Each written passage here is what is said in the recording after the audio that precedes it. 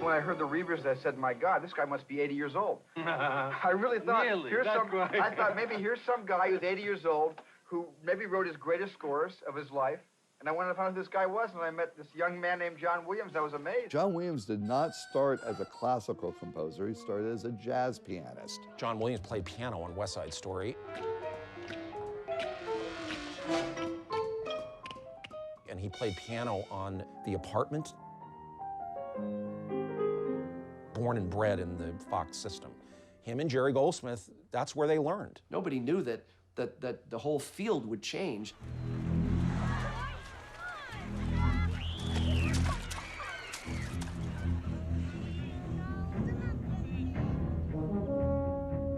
When we saw Jaws, if it didn't have that ba-dum, ba-dum, none of us would have known what was happening. Dun dun. Dun dun dun dun dun dun dun dun.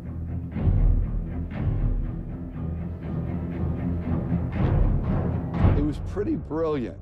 And it was almost like a crazy experiment. He was an engine. Ba-dum, ba-dum, accelerate, ba-dum, ba-dum, ba-dum, ba-dum. Like a train moving forward. This is an eating machine. He is as simple as I move forward to kill. That shark didn't need more. He needed 2 notes. The first day with Steven said, what are you going to play for Jaws? I went... He said, you're kidding. I said, you're crazy. It's a serious movie. I thought he was going to say, oh, no, I'm only kidding, and he was about to play this very poetic pastoral symphony. And John said, no, no, no, you've made a very primal movie.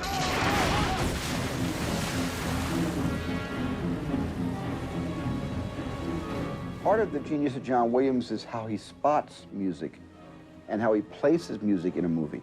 John did not want music to celebrate a red herring. He only wanted music to signal the actual arrival of the shark. Everybody goes, oh, Jaws, it's just these 2 notes. It's not. There's this amazing orchestral symphonic piece that takes place and is just being triggered by these 2 notes. Just artistic imagination is phenomenal. We are not worthy. I said, oh, my God, you know, it's a rebirth. Film music is back. It's alive.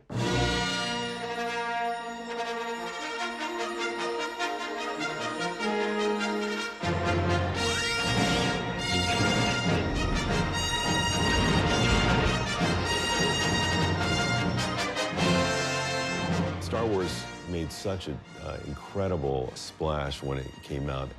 Everything about it was so exciting and thrilling for an 11-year-old growing up at that time. Here they come. And spoke to a whole generation of people. I was, I think, 12 when that thing came out, so it had a massive impact on my youth.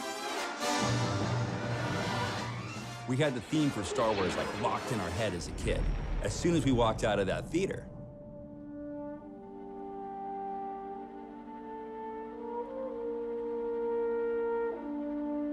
Musically, yes, it is a symphonic score, but I mean, it's one of the best scores I probably ever written. It's impossible to think of Star Wars without Williams' music.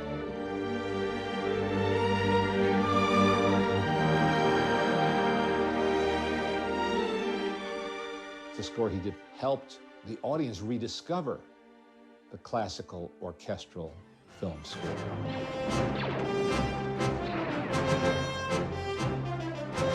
Spielberg and Lucas can lay claim to many things, and one of them is helping to reintroduce audiences to that kind of movie-going experience.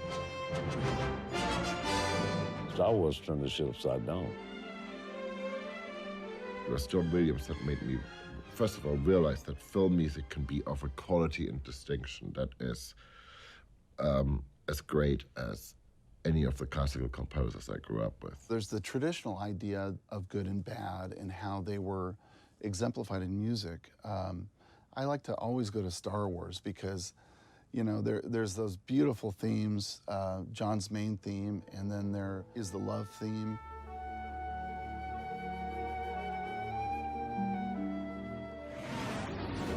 But then there's the Darth Vader theme.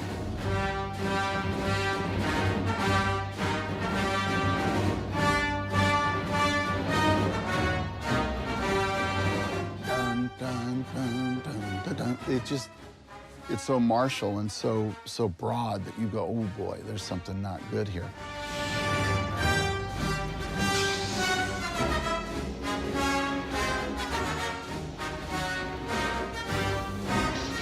Right score for the right movie at the right time. That 70s era, that is absolutely the era of John Williams. Without his music, Superman's powers are greatly diminished. Believe me, if you try to fly without that theme, you go nowhere. 1 step, 2 steps, and down. Everyone knows the Superman theme, but the Krypton theme that comes right before it, that overture, it's mysterious, it's almost like avant-garde.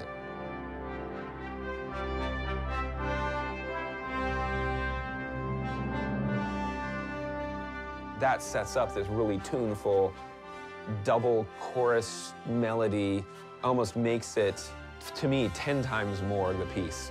So it's his way of surrounding pieces with other pieces.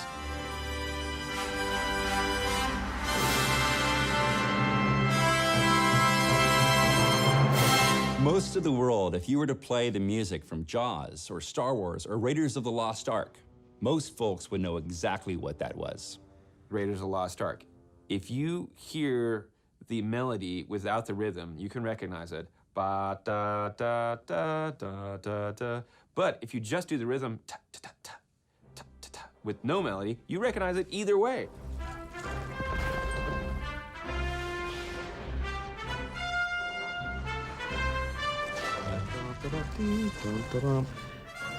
A very simple little sequence of notes, but I spend more time on those little bits of musical grammar to get them just right so that they seem inevitable. It's a hooky, tuneful, well-orchestrated theme, but I think that's only half of it. There's always the bravura part of the John Williams composition, you know, the first 8, 16, 32 bars, you know, the great Raiders of the Lost Ark theme. And then comes the B part.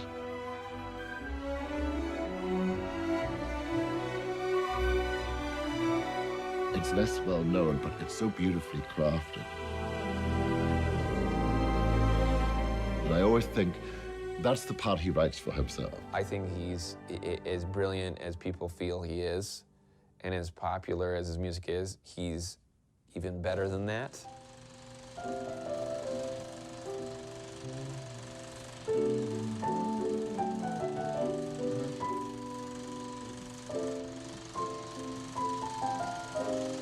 If it would be convenient to go into the call.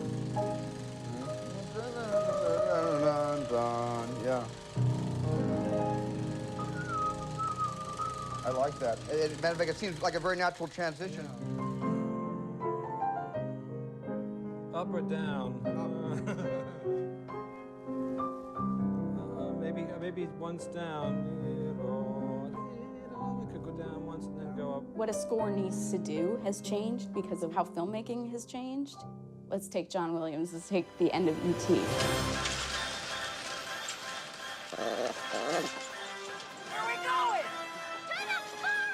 It is just a wide open space for music.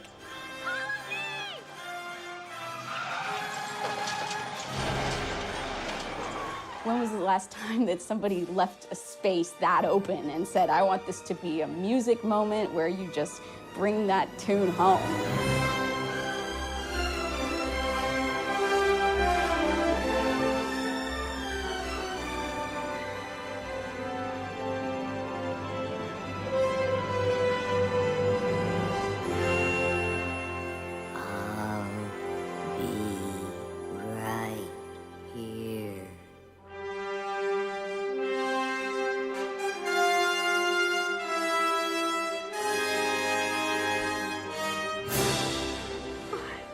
We have this vast, expansive music with the taking off of the spaceship.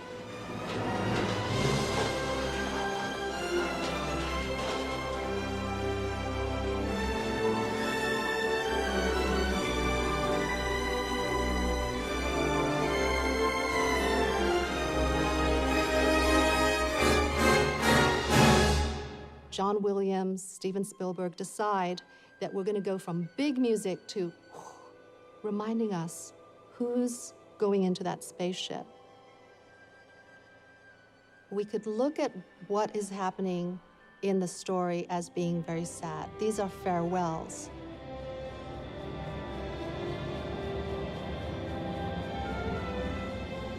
And at the very end, we hear this coda, this fanfare that's very triumphant.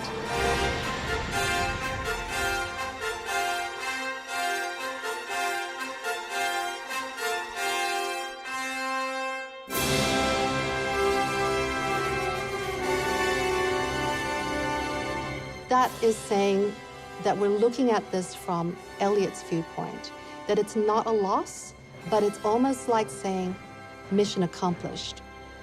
We got E.T. home.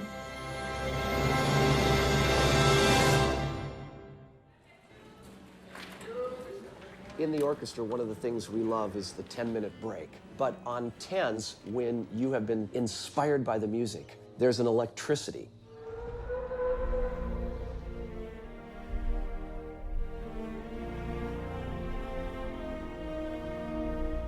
On Jurassic Park, you could tell by the look in your colleagues' eyes that you were not mistaken, that you had just played something that was going to almost live eternally.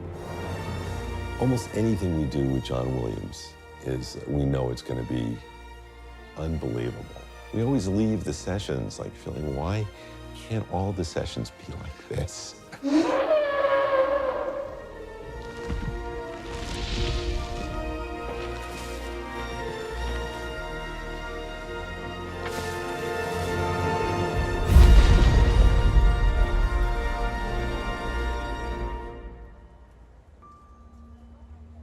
A lot of the time you will pick a studio because it's appropriate to the sort of sound that you want to make. It used to be a church, obviously. It's a building that's been here for a couple of 100 years, you know, and it's a church, and I suppose everyone thinks that all churches are haunted somehow. We have had engineers who've been in here who have just seen that happen. You know, chairs just start spinning round. It would be a great way to excuse yourself, wouldn't it, if you've made a terrible mistake? It was the ghost that did that, but no, you know, all the terrible things that happened here are always based on people, usually me.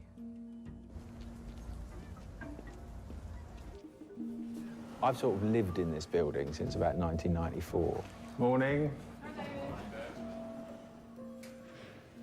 It was pretty derelict when George Martin, in the late 80s, sort of came upon it and decided that this would be the place to convert into a studio. If you've ever been in a small room with a gang of people and shouted a lot, it sort of chokes the room out. You know, it's like you can't really hear anything because the sound has got nowhere to go, so everything piles in on itself.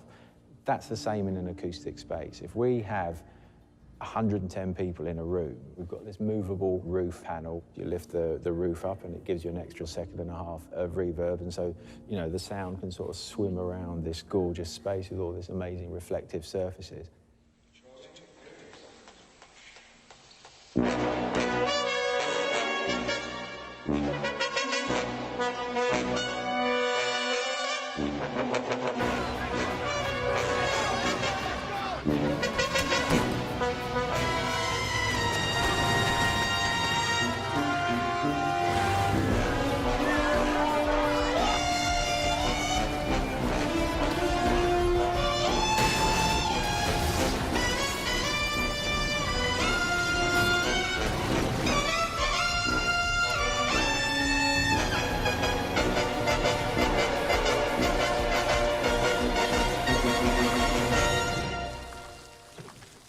We used up to 100 mics on a session. That all gives you the choice as to how close or how far away we want to feel from the music. It's a very different acoustic to Abbey Road.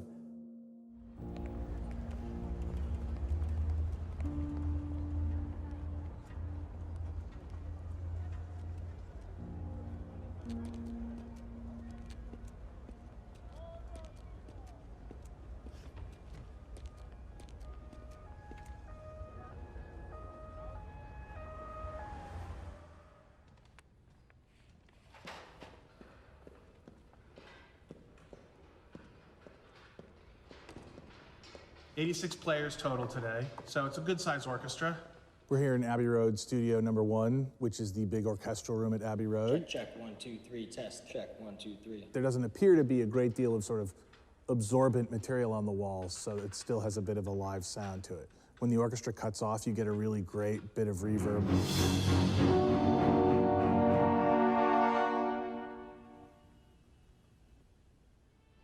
The Beatles recorded their orchestral stuff in here, and then in the 80s, it became frequently used for film scores. So Return of the Jedi was mostly recorded here.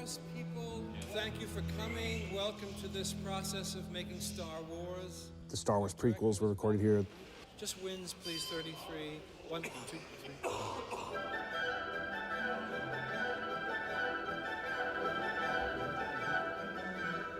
The first 3 Lord of the Rings movies were recorded here.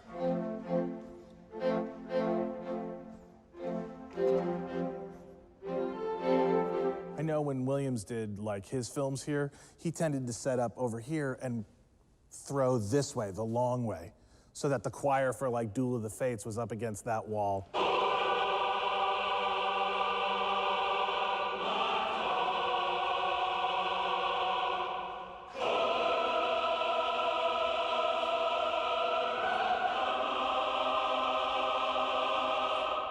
Our sound engineer on this film, he asked for this layout because he prefers it in terms of getting the sound that he wants.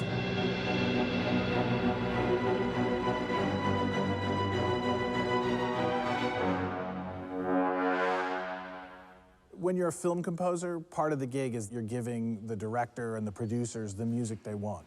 But at the end of the day, if they don't like it, it's not in the movie. My crew in the mixing room consists of the engineer, who in this case is a guy named Casey Stone.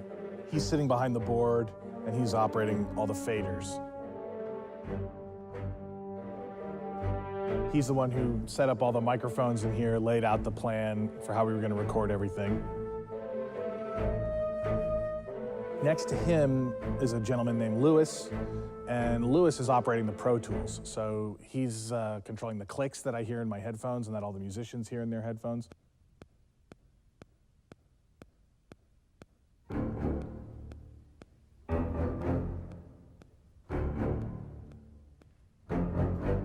And then he's also recording all the takes, making sure they're all labeled correctly. There's a gentleman named John Finkley. He's the music editor. He is the person who will take all the takes and assemble not only the version that we use in the film, but also the version that we end up making the soundtrack album from.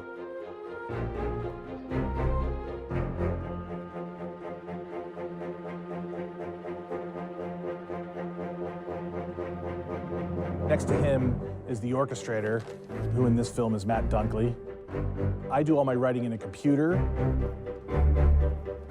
The orchestrator takes that file and converts it into an orchestral score, a score that I can conduct from, and from which parts can be generated and given to all the musicians. And they don't have to see all the other parts.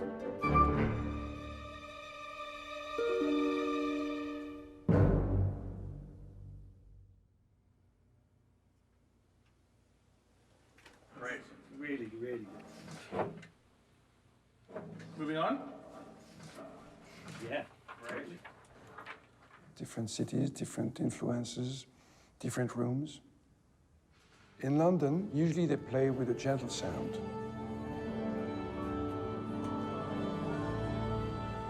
In Los Angeles, they play with a stronger sound.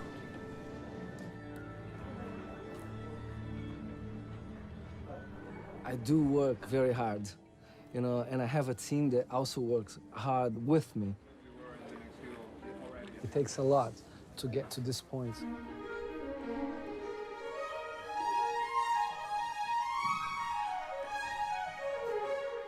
It really is like your life story, using the picture as a vehicle to show the human that you are.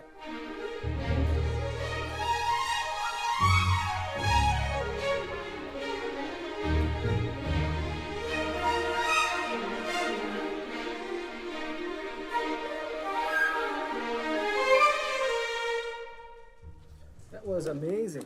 Conducting a score is something that everybody used to do. It's not so much that the composer doesn't have the chops to go out there and conduct an orchestra. Many of them do. But it's often more important for them to be in the booth listening to what the orchestra is playing and sitting right there with the director to know how the director's feeling about what he's hearing.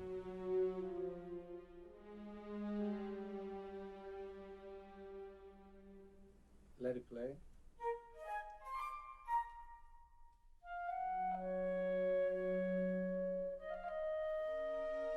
You know, if you speak to John Powell or Hans Zimmer, they'll say they prefer to be in the control room, not conducting, because that's where everything's fed through. They have more control. I mean, basically, we're all going after the same thing. We want the best result, the best performance for the film. A lot of composers like to be in the booth so that they can be closer to the director. But I personally feel I get the best performance when I'm conducting my own music. Good morning! This is a film for Paramount. It's lots of fun. Johnston did great. Oh my God, what a score. So, without further ado, our composer and conductor, John Debney. Good morning. We're going to start out with 5M1V3. Let's make some sound. 1, 2, 2.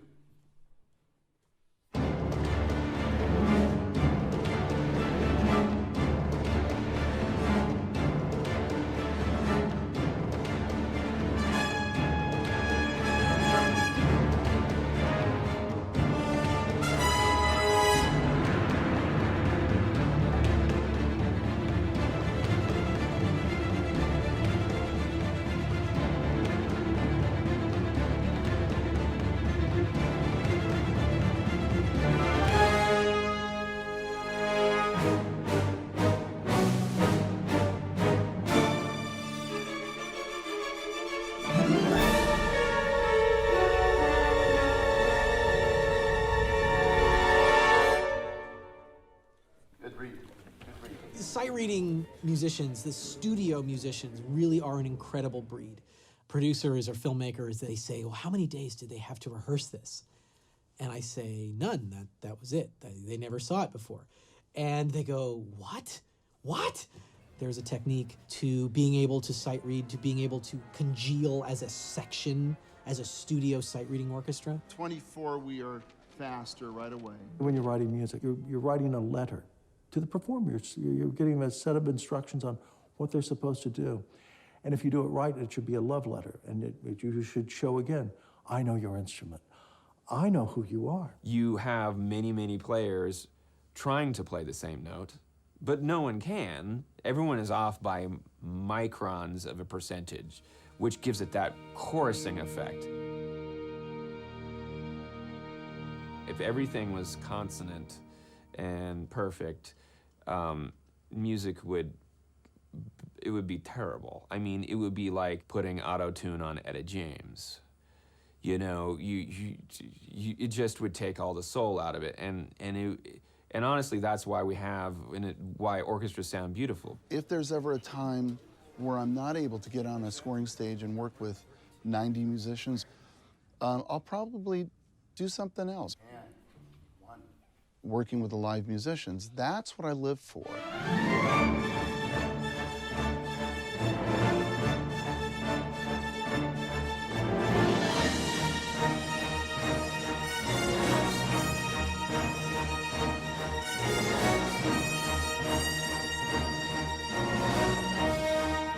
Standing on the podium and giving a downbeat to a piece of music that you spent a long time crafting,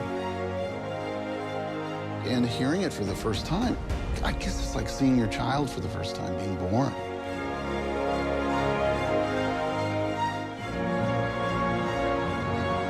The joy, the emotion of what that is, it's really everything to me.